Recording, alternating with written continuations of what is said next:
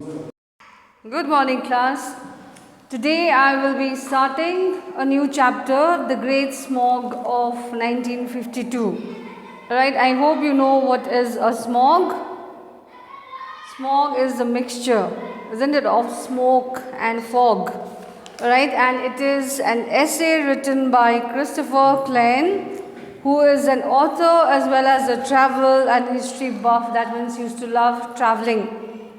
He has written several articles for the Boston Globe and has also authored 4 books, including his latest, When the Irish Invaded Canada. So these are the books which he has written, alright, and as I said that he was a traveler, he used to love traveling. So air pollution is caused when burn fossil fuels such as coal, natural gas, petrol or diesel. So all of we know about different kinds of pollution which we have around us, isn't it? So we use this energy supplies for all sort of things, for cooking and washing to lighting and heating our homes and schools and traveling by car. Today air pollution has become a public health threat. So because of air pollution, nowadays what is happening is that many people are falling sick, isn't it? So that is because of pollution. So what had happened during the time of 1952 because of this great smog? Alright, so let us read about the time coal pollution blanketed the city of London. So it is based on London when coal pollution was very, very bad. And how it affected everyday life. So how it affected the life of people living in London. So the great smog begins. So how did it start? Clear skies dawned over London on December 5th, 1952. So the clear skies, it dawned means it fell over London on December 5th, 1952. Okay. So a wintry cold snap had gripped the British capital for weeks. So it is always cold in London, alright, whether it's summer or whether it's winter, it's always cold. So as for Londoners awoke, coal fireplaces were stoked in homes and business across the city to take the chill from the early morning air. So everyone burns coal in London at their houses to keep themselves warm. As the day progressed, a veil of fog, not unusual in a city famous for its cool, misty weather, began to enshroud. Enshroud means cover. Right? So early in the morning, it was a veil of fog. That means the whole city was covered with fog. And the famous cities were covered with fog. Big Ben, St. Paul's Cathedral, London Bridge and other city landmarks. So those are the famous cities of London which was covered with fog. Within a few hours, however, the fog began to turn a sickly shade of yellowish brown. So what happened? Within some few hours, that fog, it started changing its color. It became yellowish brown. That means the whole city was covered with that fog. As it mixed with thousands of tons of soot pumped into the air by London's factory smokestacks. So it looked as if the factory owners had opened up the factory and they were doing something because the whole city, it was covered with smoke. Chimneys and automobiles, smoky diesel-fueled buses had recently replaced the city's electric tram system, adding to the toxic brew. That means everywhere around the city, that yellowish, the brown yellowish color of smoke was coming out from everywhere. Okay, children, I hope you are understanding. Nonetheless, Londoners went about the business with typical British reserve, ignoring the foul air as much as possible. So the people of London, they did not bother, right? They did not pay much attention to what was happening. Nobody realized it was dangerous for them. But so everyone carried on with their day-to-day work. So everyone started going to the office, alright, so nobody bothered. But within a day, it became impossible to ignore the unfolding crisis. So what happened during the day? It became very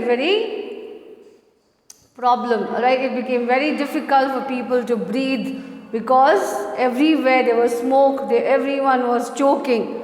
Right, so now slowly it became difficult. Okay, children, I hope you are understanding, right? Okay, so London fog becomes London smog.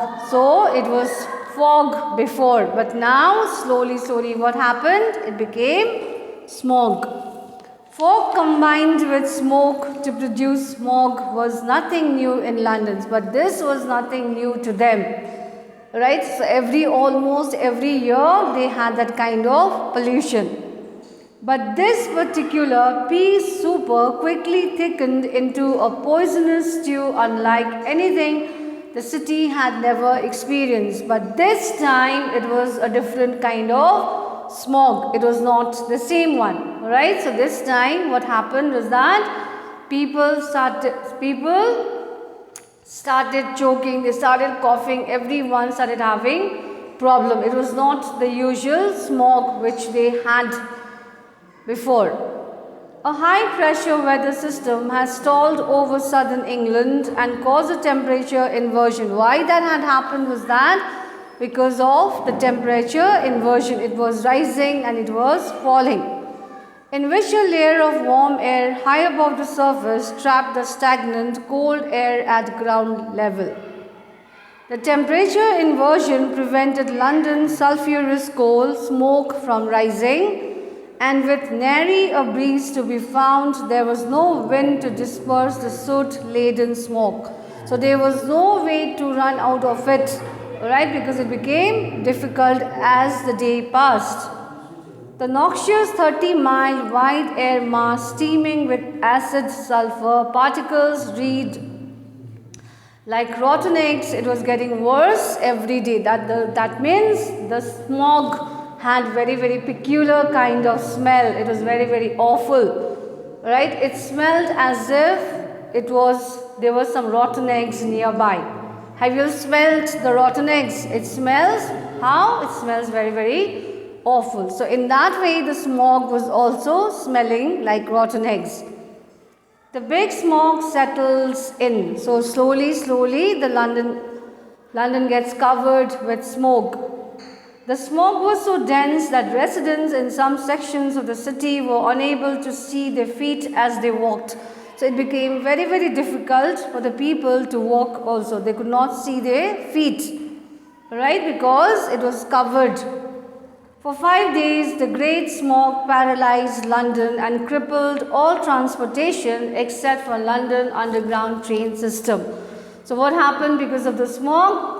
The great London smog paralyzed London. That means everyone in London, they had problem.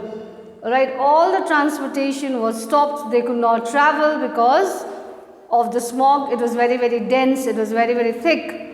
Except for the London Underground train system. Only that underground train system was running properly because it was running under the ground. Because of poor visibility, boat traffic on the River Thames came to a halt. Because of poor visibility, they could not see. The boats on the River Thames also came to a halt. Halt means it came to stop. Flights were grounded and trains cancelled. That means flights were all grounded, they could not take off, they could not fly, and even the trains all got cancelled.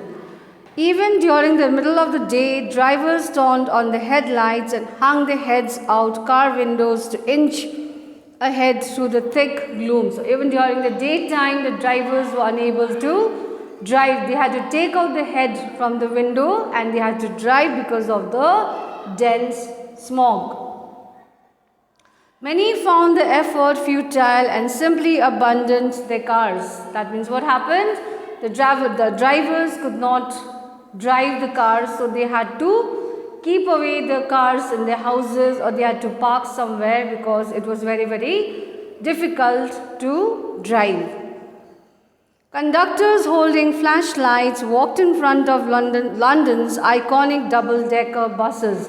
So in London, they have double-decker buses. Double-decker means they have up and down, alright? So the conductors, what did they do is that they had to hold flashlights, alright, and they had to walk in front of the bus so that the driver would be able to see.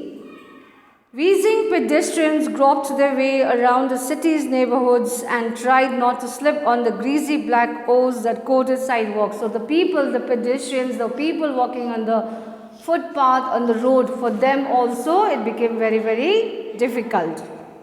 By the time they returned home, their faces and nostrils blackened by the air, Londoners resembled coal miners. So by the time they came back home, the people were looking as if they have just come back from the coal mines where they were working, because their face was covered with smog, it was dark, alright, even the nose, everything, the whole appearance of the people in London had become as if they were all working in coal mines.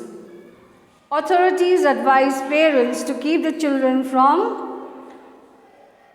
home from school, partly from fear they would get lost in the blinding smog. So what happened is that in London, all the authorities, they declared that the children should not be going to school because they might get lost in the smog.